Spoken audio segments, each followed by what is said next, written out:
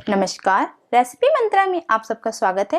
आज हम बनाएंगे आलू के कबाब और इस कबाब में आज हम थोड़े से मसाले का इस्तेमाल करेंगे जिसकी वजह से ये काफ़ी तीखे चटपटे बन के तैयार होंगे, साथ ही साथ ये काफ़ी क्रिस्पी होंगे। तो चलते हैं इस कबाब की रेसिपी को बनाने के लिए। आलू के कबाब बनाने के लिए सबसे पहले आपको चाहिए उबले हुए आलू। तो आलू को मैंने उबाल लिया है। आलू को उबाल के आप क्या करें कि इसे फ्रिज में ठंडा होने के लिए रख दें। इससे क्या होता है कि जो ये आलू हैं ये थोड़े से टाइट हो जाते हैं और जब हम इसके कबाब बनाते हैं तो ये काफ़ी क्रिस्पी बन के तैयार होते हैं। तो अब आप आलू को चाहें तो हाथ से अच्छे से मैश कर लें या इसे कद्दूकस कर लें। और आलू को जब आप हाथ से मैश करें तो इसमें एक भी बड़े पीसेस नहीं होने चाहिए, इसलिए मैं यहाँ पे आलू को कद्दूकस कर रही हूँ। आप चाहें तो मैशर की सहायता से भी इसे मैश कर सकते हैं। तो आलू हमारे कद्दूकस हो गए हैं।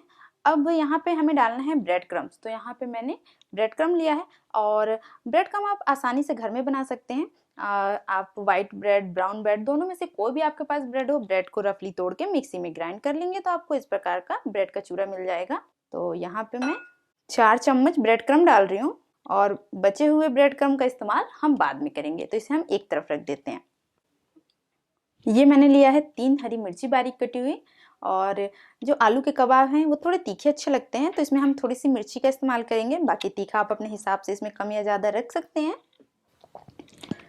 1 चम्मच मैंने धनिया लिया है। धनिया को मैंने हल्का सा भून लिया था, उसके बाद मैंने इसे दरदरा कूट लिया है। इससे हमारे कबाब में टेस्ट बहुत अच्छा आता है, आप डाल के देखिएगा। 1 चम्मच लाल मिर्ची, और मिर्ची को मैंने दरदरा कूट लिया है। और 1/4 चम्मच हम इसमें हल्दी डालेंगे, इससे कलर बहुत अच्छा आता है हमारे आलू कबाब में। इसे क्रिस्पी बनाने के लिए यहाँ पे मैं डाल रही हूँ कॉर्नफ्लावर, और अगर आपके पास कॉर्नफ्लावर नहीं है तो आप यहाँ पे अरारोट का आटा डाल सकते हैं। पोहा जिसे चिवड़ा बोलते हैं उसे भी आप मिक्सी में ग्राइंड कर लेंगे तो इसी प्रकार का आपको पाउडर मिल जाएगा, उसे भी आप इसमें डाल सकते हैं। तो ये 3 चम्मच मैं यहाँ पे कॉर्नफ्लावर डाल रही हूँ।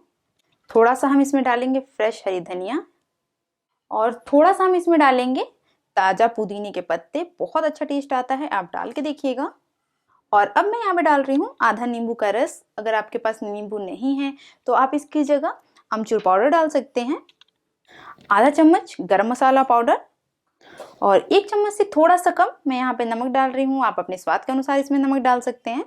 बस, अब हमें इसके अलावा और चीज़ों का इस्तेमाल नहीं करना है। अब हम इसे हाथ से अच्छे से मिक्स कर लेंगे और जो हमारा ये मिश्रण है वो एक टाइट डो की तरह बनाना है हमें। अगर आपका जो मिश्रण है आपको गीला लग रहा है तो आप इसमें थोड़ा सा और अरारोट का आटा, अगर आप इस्तेमाल कर रहे हैं तो अरारोट का आटा डाल रहे हैं, कॉर्नफ्लोर डाल रहे हैं तो कॉर्नफ्लोर का आटा ऐड कर लें। तो ये हमारा मिश्रण बनके तैयार है और ये एक जगह आटे की डो की तरह इकट्ठा होने लगा है। अब हम थोड़ा सा हाथ में तेल लगा के इसके ऊपर इस प्रकार से मिला लेंगे।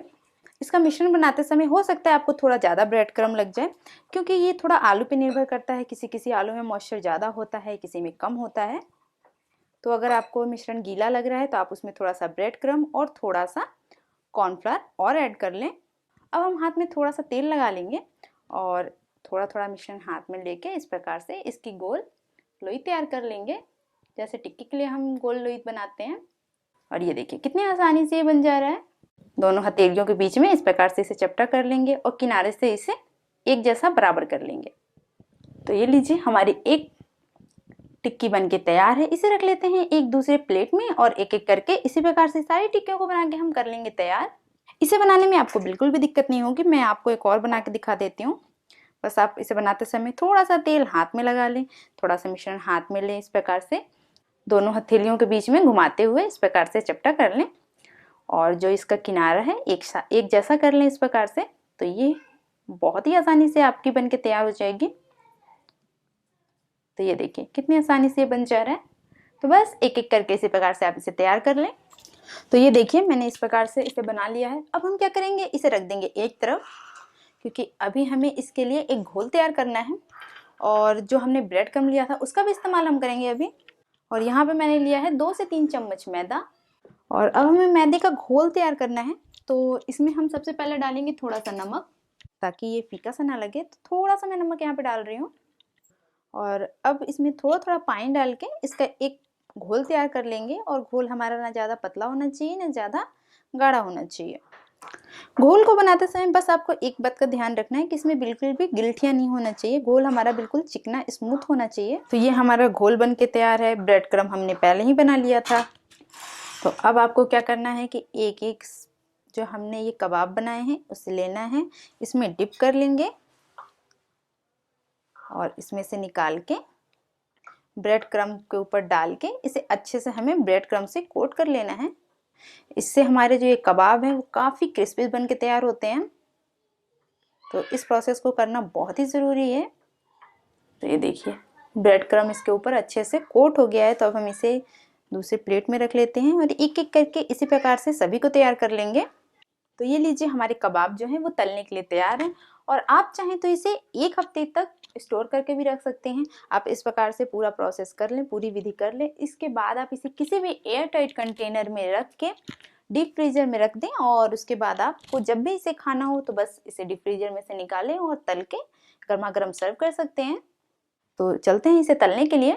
इसे तलने के लिए पैन में मैंने तेल पहले ही गर्म होने के लिए रख दिया था। तो एक डालकर चेक कर लेते हैं कि तेल हमारा अच्छे से गर्म हुआ है कि नहीं। तो जैसे ही मैंने इसे डाला तेल में बबल्स आ रहे हैं, इसका मतलब कि तेल हमारा अच्छे से गर्म हो गया है। और तलते समय गैस का आंच मीडियम से लो के बीच में रखेंगे और एक बार में आप जितना तल पाएं उतना ही डालें। अभी हम इसे तब तक नहीं छुएंगे जब तक कि ये नीचे से हल्का सा सुनहरा नहीं हो जाएगा। अगर इसके सुनहरा होने से पहले ही आप पलट देंगे तो ये टूट जाएगा। तो अगर आप इन सभी बातों का ध्यान रख के इस कबाब को बनाएंगे तो आपके कबाब बहुत ही क्रिस्पी और चटपटे बन के तैयार होंगे। तो एक पलट के चेक कर लेते हैं कि नीचे से तला है कि नहीं। तो ये देखिए इसके ऊपर हल्का सा सुनहरा कलर आ गया, इसका मतलब ये नीचे से अच्छे से तल गया है। तो एक एक करके सभी को पलट लेंगे और इस तरह के नाश्ते को पलटने के लिए आप फोक का इस्तेमाल करेंगे तो बहुत ही आसानी से आप उसे पलट पाएंगे। और ये मैंने इसे अलट पलट के अच्छे से तल लिया है और आप देख सकते हैं कि इसके ऊपर बहुत ही अच्छा सुनहरा कलर आ गया है, साथ ही बहुत ही क्रिस्पी भी हैं। तो अब हम इसे निकाल लेते हैं किसी एक दूसरे बर्तन में। और निकालने से पहले इस प्रकार से चम्मच या जिससे आप निकाल रहे हैं उसे थोड़ी देर रोक लेंगे तो थोड़ा बहुत जो एक्स्ट्रा तेल होगा वो वापस कढ़ाई में या बर्तन में चला जाएगा जिसमें आप इसे तल रहे हैं। ये देखिए कितना अच्छा कलर आया है हमारे कबाब का। तब तक मैं बचे हुए कबाब को भी इधर डाल देती हूँ और इसी प्रकार से हम इसे भी तल के निकाल लेंगे।